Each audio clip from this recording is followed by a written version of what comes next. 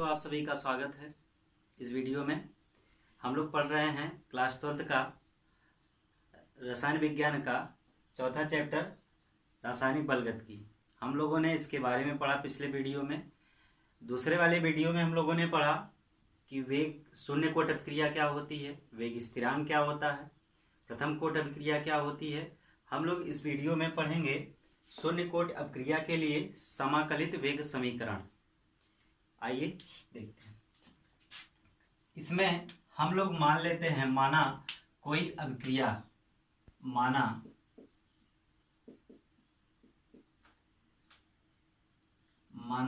अभिक्रिया, हम लोगों ने अधिकतर अभिक्रिया को ऐसे दर्शाया है R और P से। ये हमारा अभिकारक पद होता है और ये हमारा क्या होता है, उत्पाद पद होता है। ये अभिकारक हो गया और ये उत्पाद हो गया। हम लोग इसकी सहायता से पिछले वीडियो में ये भी पढ़े थे कि क्या होता है, minus D R upon D T बराबर करके हम लोगों ने पढ़ा है कि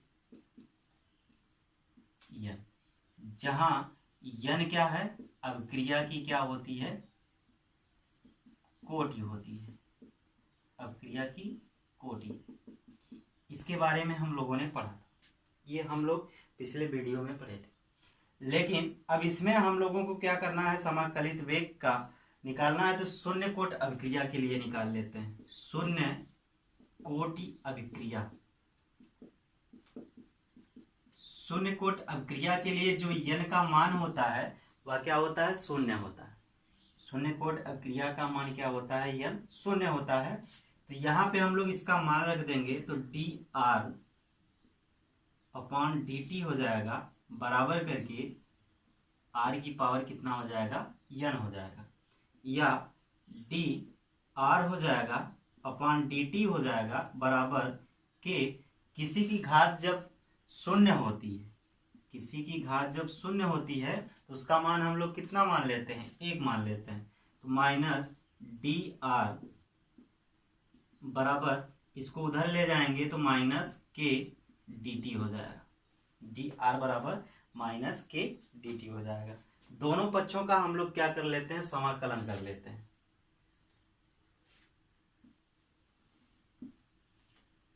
दोनों पक्षों का समाकलन करने पर, दोनों पक्षों का समाकलन करने पर, दोनों पक्ष में हम लोग इसका समाकलन कर लेते हैं। तो इसको ऐसे लिख लेते हैं, ये आपका हो जाएगा डी आर बराबर माइनस के डी टी हो जाएगा। अब इसमें हम लोग अपर सीमा और लोअर सीमा को पढ़ते हैं, मतलब अपर लिमिट और लोअर लिमिट को पढ़ते हैं। यह समाकलन में हमको पढ़ाया जाता है। मैथ वाले तो जानते हैं, लेकिन बायो वालों को ये कम थोड़ा पता रहता है, इसलिए बायो वाले ज़्यादा ध्यान दें इस पे कि जैसे डी आर ये निम्न सीमा और उच्च सीमा, तो हम लोग लिखेंगे कैसे। तो मान लेते हैं कि जैसे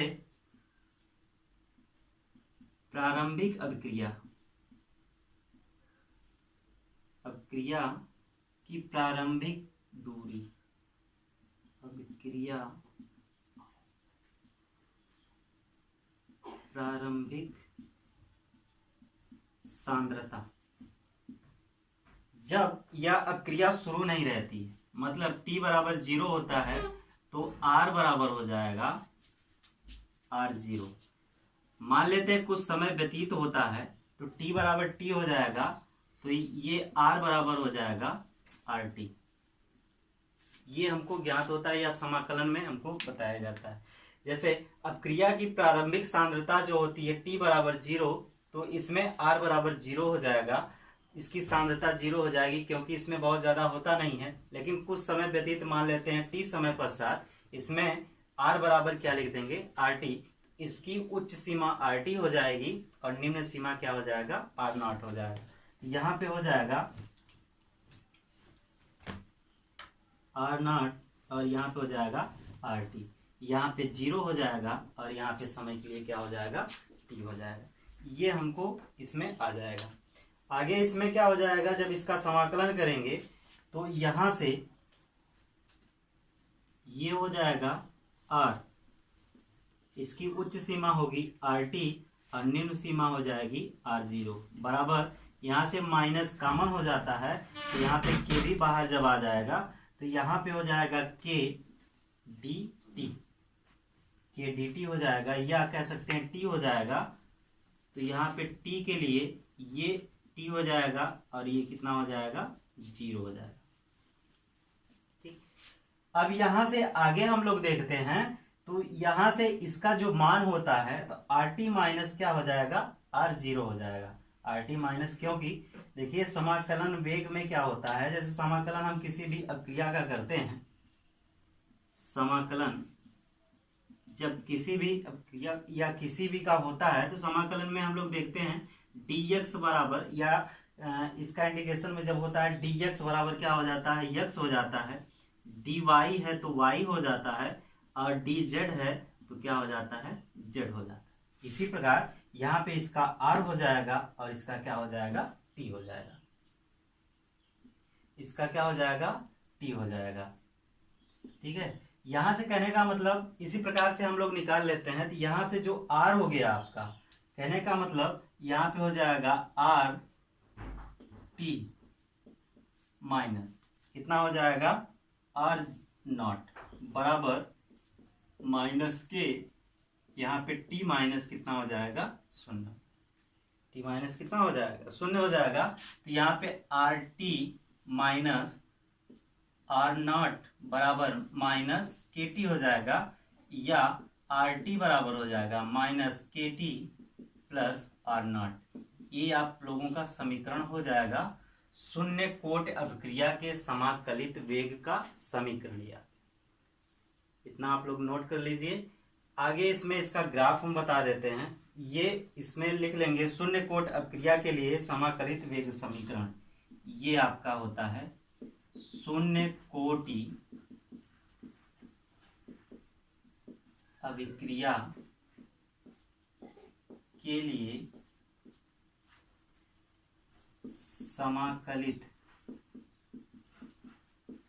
समीकरण, इसको कहा जाता है। एक बार पुनः देख लीजिए आप सभी लोग कि मान लेते हैं कोई अभिक्रिया आर पी है, ये आर है और ये पी है, ये आपका अभिकारक पद हो गया, ये आपका क्या हो गया, उत्पाद पद हो गया। यहां से ये हम लोगों ने पिछले वीडियो में पढ़ा है कि D R minus D R upon D T होता है, क्योंकि अभिकारक पक्ष में हमेशा क्या होता है, ये माइनस होता है, उत्पाद पक्ष का ये हो जाता है। तो यहां से इसके बराबर ये भी हम लोग पढ़ते हैं। तो के आर की वैल्यू कितना, पावर कितना, एन। एन क्या होती है, शून्य कोट अभिक्रिया होती है। शून्य कोट अभिक्रिया एन बराबर क्या होता है, शून्य होता है। यहां से डी आर अपॉन क्या हो जाएगा, डी टी बराबर के आर की पावर कितना हो जाएगा, एन हो जाएगा, minus D R upon D T बराबर के आर की वैल्यू, यहाँ पे इसकी घात जीरो है तो इसका मान कितना हो जाएगा, एक हो जाएगा, क्योंकि किसी की पावर जीरो होती है तो उसका मान एक हो जाता है। डी आर बराबर माइनस के डी टी हो जाएगा। दोनों पक्षों का समाकलन कर देंगे तो मान लेते हैं जैसे अभिक्रिया जब शुरू नहीं रहती है टी जीरो बराबर, तो यहाँ पे आर जीरो हो जाएगी उसकी सांद्रता। लेकिन कुछ समय जब व्यतीत हो जाता है, टी मान लेते हैं टी समय पश्चात, तो इसकी अभिक्रिया की सांद्रता क्या हो जाएगी, आर टी हो जाएगी। इनका समाकलन करने पर आपका ये आ जाएगा, क्योंकि यहां से जब निकालेंगे तो ये आपकी सांद्रता आर की जगह पे हम लोग इतना लिख सकते हैं और इसकी जगह पे इतना लिखा जा सकता है। तो यहाँ पे इनका जब गुणा हो जाएगा तो माइनस के टी हो जाएगा। ये आपका शून्य कोट अभिक्रिया के लिए समाकलित समीकरण हो जाएगा। आई आगे देखिए, इसका ग्राफ बना करके समझा देते हैं कि कैसे इसका ग्राफ बनता है।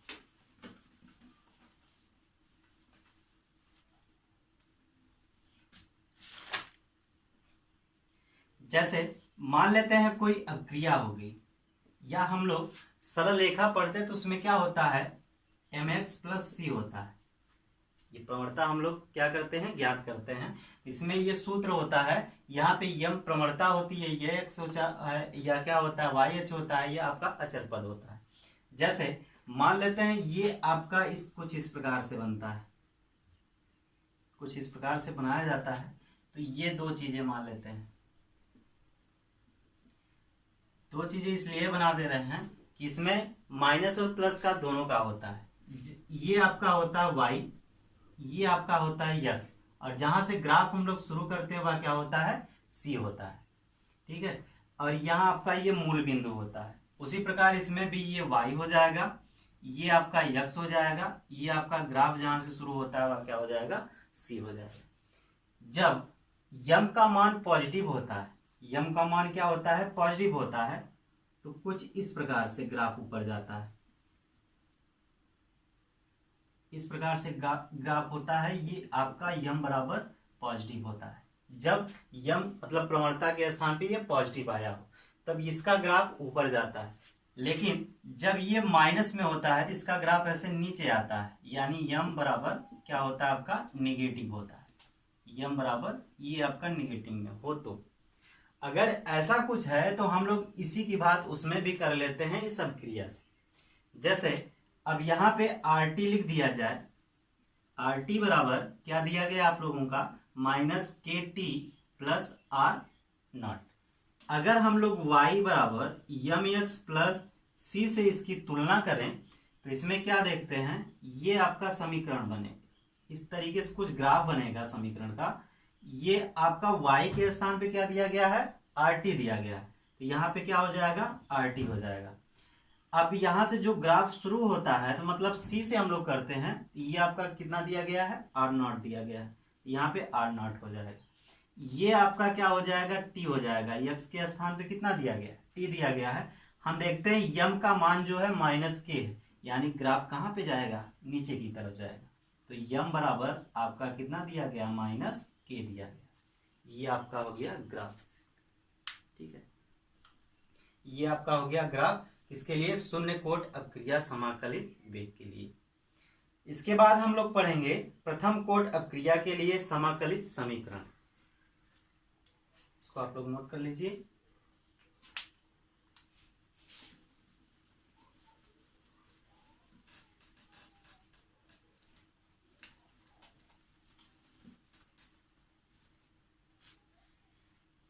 इसमें हम लोग पढ़ेंगे प्रथम कोट अभिक्रिया के लिए, प्रथम कोट अभिक्रिया के लिए समाकलित समीकरण पढ़ेंगे। इसमें भी हम लोग मान लेते हैं कोई अभिक्रिया दी गई है, माना अभिक्रिया ये R है और ये आपका क्या है, P है, प्रोडक्ट हो गया, R हो गया, ये क्या हो गया, P, मतलब ये अभिकारक पद हो गया और ये क्या हो गया, आपका उत्पाद हो गया। इसमें से वेग जो समीकरण हमको ज्ञात है वह कुछ इस प्रकार से दिया गया है, r0/dt बराबर K कोष्टक या सांद्रता में ऐसे करके दिया गया है, जहां हमको पता है n क्या होती है, अभिक्रिया की कोटि होती है, अभिक्रिया की कोटि दी गई है। यह हमको इसमें हम लोग पिछले वीडियो में पढ़े हैं, n क्या होता है, ये होती है अपक्रिया की कोटि, चाहे वह प्रथम कोट अपक्रिया के लिए हो चाहे वह शून्य कोट अपक्रिया के लिए हो। तो अगर प्रथम कोट अपक्रिया है तो n बराबर 1 रखते हैं, शून्य कोट अपक्रिया है तो 0 रखा जाता है, द्वितीय कोट अपक्रिया है तो 2 रखा जाता है। तो इसमें यदि हम लोग n बराबर कितना रख दें, 1 रख दें, तो यहां से हो जाएगा -dr/dt बराबर K, R की पावर कितना हो जाएगा, 1 हो जाएगा। इसको हम लोग उधर ले जाते हैं तो -d r/, बराबर K dt हो जाएगा, माइनस का K dt हो जाएगा। अब इसमें हम लोग दोनों पक्षों का क्या कर लेते हैं, समाकलन कर लेते हैं। दोनों पक्षों का समाकलन करने पर, ये दोनों पक्षों का हम लोग समाकलन कर देंगे तो यहां से हो जाएगा dr/dt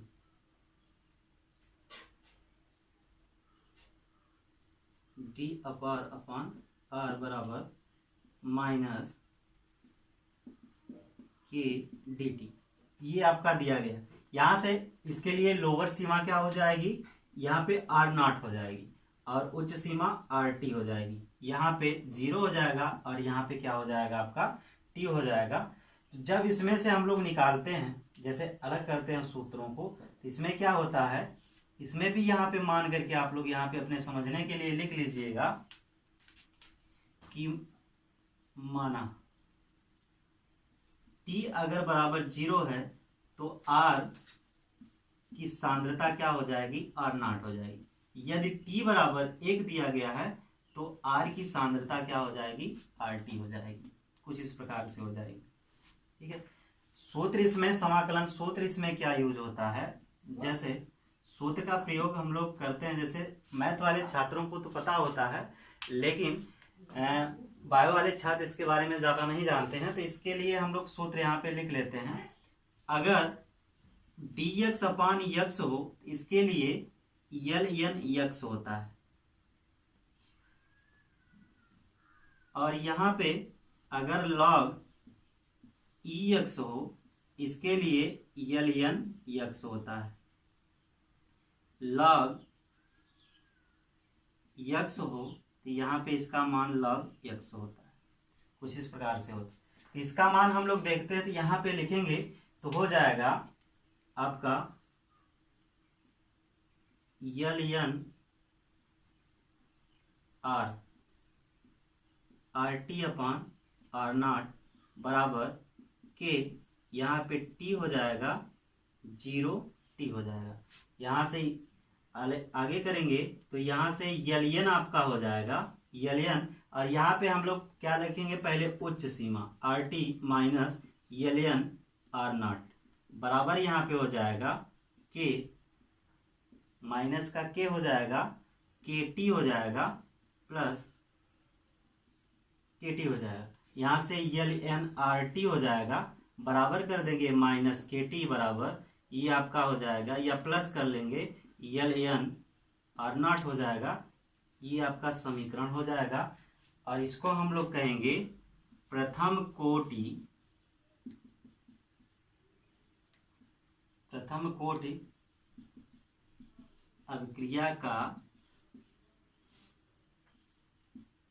अभिक्रिया का वेग समाकलित समीकरण। ये आपका ये सूत्र हो जाएगा। ठीक है। इसमें ये आपका जो सूत्र आता है, इसको हम लोग कह देंगे वेग समाकलित, या अभिक्रिया का प्रथम कोट अभिक्रिया का वेग समाकलित समीकरण, इसको ये लिख लेंगे आप लोग। तो यहाँ से इसका ग्राफ बनाने के लिए हम लोग फिर से तुलना करवा लेते हैं y बराबर mx प्लस c से। अगर देखा जाए तो इनमें ये आपका होता है rt ln rt बराबर minus kt plus ln r0। इस प्रकार से हम लोग ग्राफ बना देंगे। ये हमारा क्या हो जाएगा, ग्राफ हो जाएगा। तो y के स्थान पे क्या हो गया आपका, y के स्थान पे ln rt दिया गया है, यहाँ पे ln rt करके दिया गया है। ये आपका हो जाएगा ln r0, और ये आपका हो जाएगा t, और यहाँ से हमको पता है जब इसका मान माइनस में होता है तो ग्राफ कहाँ पे जाता है, नीचे की तरफ जाता है। तो यहाँ पे m बराबर माइनस k हो जाएगा। ये आपका ग्राफ सिस्टम हो जाएगा प्रथम कोट अभिक्रिया के लिए समाकलित वेग। बाकी हम लोग अगले वीडियो में पढ़ेंगे।